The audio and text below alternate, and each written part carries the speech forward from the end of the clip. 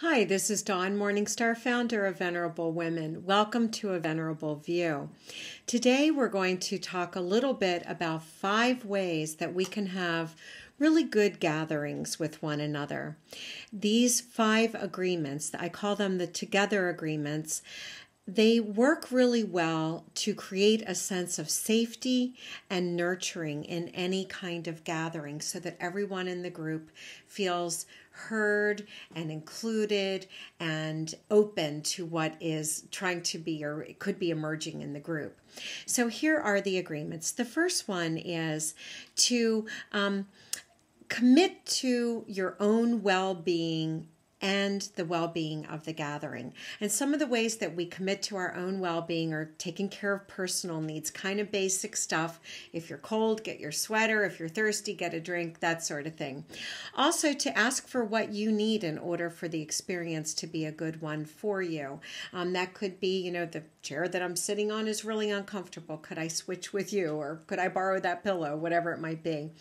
Also, go in with the mindset of this gathering of honoring the group as a whole and you as a very important part of that group. You are very essential to the beauty and the love that will be created in that group.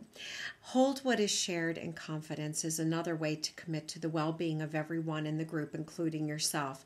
Because if everyone in the group agrees to keep what is said in the group in confidence, that really helps everyone to feel more comfortable sharing.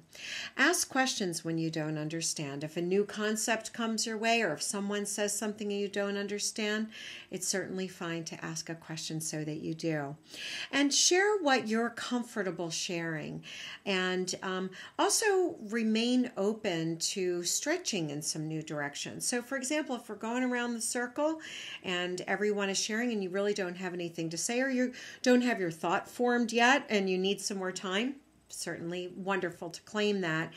And also sometimes where we might shrink away and not want to share something, that can be a good way to get us to stretch and grow a little bit more too, is to speak out and try out a new idea in the group. Especially when you use these agreements, you feel much more comfortable in the group. The second together agreement for Venerable Gathering is I listen deeply for what has heart and meaning and I speak truth with compassion. So what this does is it creates a space for a real heart connection between the people in the group. So one of the ways to do that is to listen for what is important to the person speaking and give your full attention to their sharing and not your response to what they're going to say. Another way to listen for what has heart and meaning is when sharing, speak your own truth as it relates to your own experience. And that way you are speaking from that part of yourself that is the truth as you understand it. The third together agreement is I honor my own inner wisdom and the inner wisdom within others. So this is really key. Instead of giving advice, correcting, or fixing, we do much better with one another when we ask questions to ignite other people's inner wisdom rather than us telling them what they should be doing. Another thing to do is to let go of judgment in any form when we're listening to the experience of others' lives. It's very easy to go into judgment, and yet it doesn't really benefit anyone at all. I don't know about you, but I don't like being judged, and so I try very hard not to judge others. To remember that each person is on their own journey. We are all on our own journey, and being judged does not really advance us in our journey. And rather than judging, though, what we can do is remain open and curious about what that person is sharing or what we might be thinking ourselves in regard to our own lives. The fourth together agreement is I open to what is emerging within me as a result of this gathering. So many times on our journeys, we find ourselves, alone, and that alone time on our journey is very important. And yet, we can benefit greatly when we are in a gathering. And so to be able to embrace sparks of new awareness or perspective that come when we're listening to what other people are saying is really of great benefit to everyone. Another thing is to know the power of this gathering and to feel gratitude for it.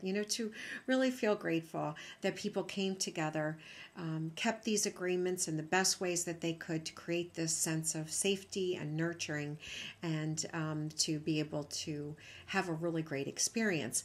The fifth of the Together agreements is I live with renewed confidence in my highest self. This creates integration of maybe some new things, new awarenesses that you got while in the group, and forward movement for you as you leave the group. So you get to feel fully who you came to this earth to be. And one of the beautiful things about a gathering that's well done is you leave that gathering feeling emboldened and confident to live what you believe in all ways. So give these 5 a try, see what you think about them, see how they benefit you in the different gatherings in your life. And I send you every blessing. Take good care, and thank you.